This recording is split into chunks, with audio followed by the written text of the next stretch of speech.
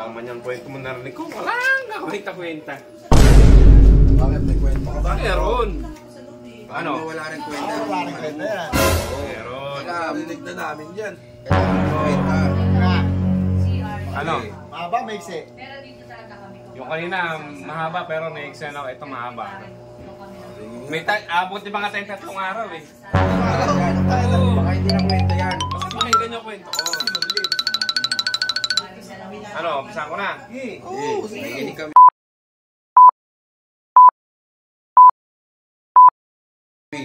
Ito, pero mag-asawa. Yung babae, may pinag-aralan. Ngayon, yung lalaki, walang pinag-aralan. Nasa bundok sila. Ngayon, siyempre, may ipon silang pera. May ipon silang pera. Sabi ng babae, ay asawa, pumunta ka ng bayan at bumili ka ng TV para mamaya tayo mapaglibangan. Sabi niya, ay magkano ba ang budget? Ang budget lang natin ay 5,000. Bumili ka sa bayan at parang may napapanooran tayo, may napaglilibangan tayo. Eh di ito naman lalaki, dali-dali nagkaya. Bayan pa eh. Wala pa sa chinelas. Tapos ang sabi ng babae sa kanyang asawa, oh asawa, bawalin mo itong saging na isang buweg at para may nakakain ka habang naglalakad ka. Ito na, papunta na ng bahay yung lalaki.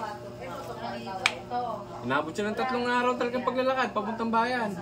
Grabe layo naman yan. Yung pangatlong araw, ayan na, inabot, umaga na, eksakto. Bukas na yung mga bilihan ng mga TV, yan eh. Abay, nung nakita niya yung mga bilihan ng TV, bay tinanong niya. Ay, magkano agare? Ay, 4,999 lang yan, iyo. Ay, sakto ang budget ko. Eh, 5,000 ang pera. Sakto. May sukli ba piso? Papanguya-nguya ko Oo. Sige, tignan ko yung TV na ano. Gusto ko sana ay malaki para pag nanonood kami ng Miss Kay. Masarap mo lang, malalaki ang tao. Oo. Di, ito ngayon. Sige, ito, testingin nyo. Anong panoorin nyo? Babuksan ka pa. Ay, oo nga. Ang lalaki ng tao, ang linaw. Gusto ko to, sir. Bibili ko na po yun. Sa madalit sabi, nabili na nga. Nakuha na yung TV. May sukli ba siyang piso? Ito na ngayon. Lalakad na naman siya. Lakad. Naabot na. Pasan-pasan niya na yung TV niya. Pasan niya na. Bit-bit. Talagang tuwang-tuwa na nga talaga eh. 3 araw na naman naglalakad. Eh, siyempre, kung ilang araw yung pabalik niya, ay pamunta ron, ganoon din yung araw pabalik niya. Pero hindi mo nararamdaman yung pre, siyempre. Sana yun na yun eh. Hindi nun. Tuwa pati nun. Ano nangyari? Aba, yung asawa niya eh. Oh, mga 2 araw na, wala pang asawa ko eh. Tulog na naman siya pre. Babae. Yung pangatlong araw, patang pahapon na, ay, naano na yung asawa na natanggalan na ng ano, ng baran. Nakahinga na ng ano, dahil Nakita na. ito na yung asawa niyang pogi eh. Dumating na. Oo, ito naman siya, no? Bit-bit na yung TV. Ay, tuwa na yung asawa. Asawa!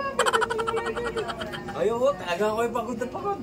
Naggabi na ngayon pre, siyempre, hapon dumating ngayon, naggabi na. Abay, tas na nilang, ay asawa, bisa mo kumain, isaksak na natin ang TV. Mga makapanood na. Buksan na.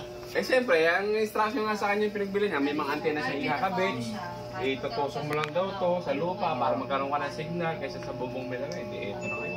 Di ba yung antena natin, may matusis, may malaki. Abay, di ito na. Ay asawa, ilabas mo na itong antena, isaksak mo na dyan. Isaksak mo na dyan.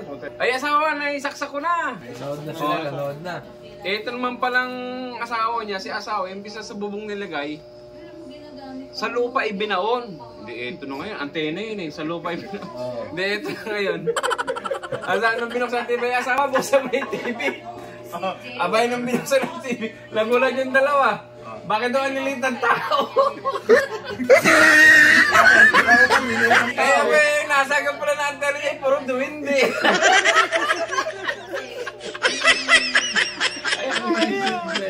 Dapat pala sa pagkatapos na binaon, Ang laki-laki ng TV, ang liit ng tao. Kaya ang nasagap sa lupa yung binaon, duwin din lumabas. Bakit tayo nilito mga tao eh?